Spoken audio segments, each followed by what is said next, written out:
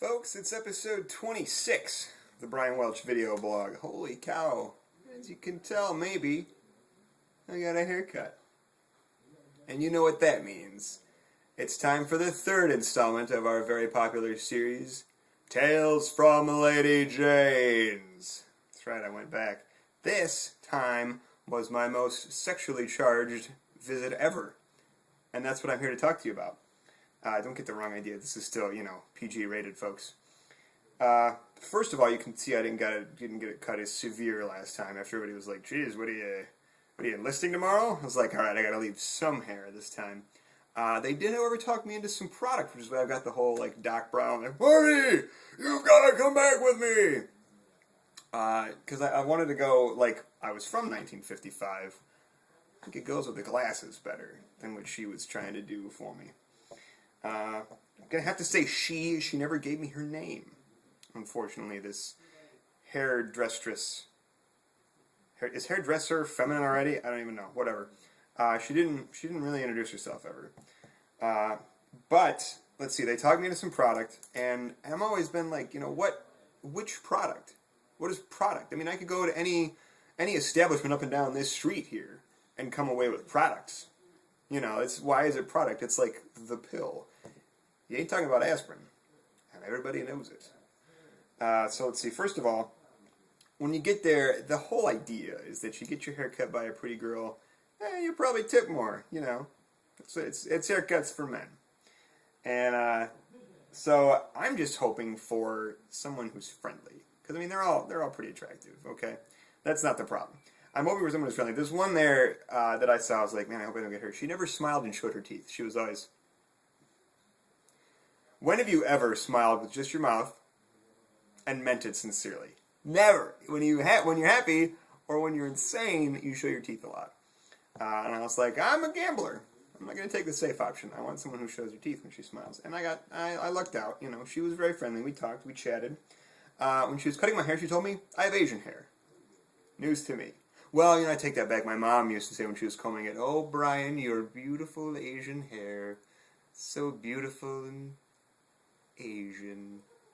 Now, I don't know. She's like, "You could join the Jabberwockies." And I was like, I don't think that's the first criterion that they go by when you're auditioning for the Jabberwockies. I don't even know. Whatever. And then she was like, when she put the product in, she was trying to pull it all through. She was trying to give me the full Efron, if you will, just all forward. And I was just like, thanks, it looks good.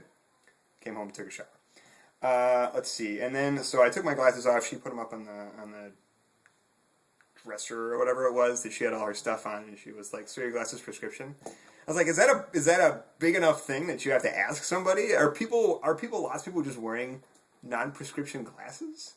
I didn't even know. That's ridiculous. I was a little insulted. And I was like, yeah. She's like, "How blind are you?" And then she puts them on. And I was just like, hold on. You're only allowed to do that if you're actually flirting with me. Okay? You can't just go around and touch my stuff. And speaking of actually flirting with me, she had one of these loose V-neck affairs. I don't know what it's called, but she kept pulled it forward a couple times. And I was like, yeah. It's really climbing backwards. It's really hiking up on you while you're cutting hair. Give me a break, sweetheart. I see right through this. I know what's going on. I already know you're working for tips. I'm going to tip you based on the quality of my haircut, not how low your shirt is hanging, because you're not actually interested in me.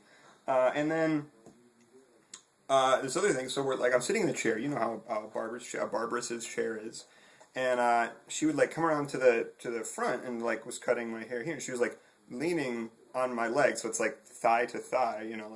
Pressing, and I was just like, I'm not going to move my leg because that shows that I'm confident. And then I was like, well, maybe it shows I'm being a jerk, because she's like, I'm trying to cut the front of this guy's hair. I'm trying to cut his bangs. Do you call it bangs on guys? I do.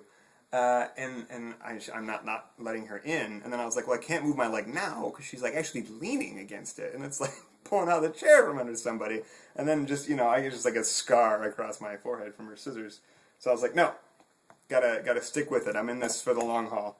And then, so, she rang me up and all that stuff, and she was like, it's 16 for the product, 16 for the haircut, you want me to put it up for 32? I want to be like, well, that's the total, isn't it? But I was like, no, here's your tip, blah, blah, blah. You can add an extra $5 on that. I'm a pretty generous tipper. I'm happy with a good haircut. I don't get them very often. She was like, see you in 4 to 6 weeks. And I was like, try 4 to 6 months, sweetheart. I told you the last one was like to the scalp. Get out of here. Folks, I'll see you next time.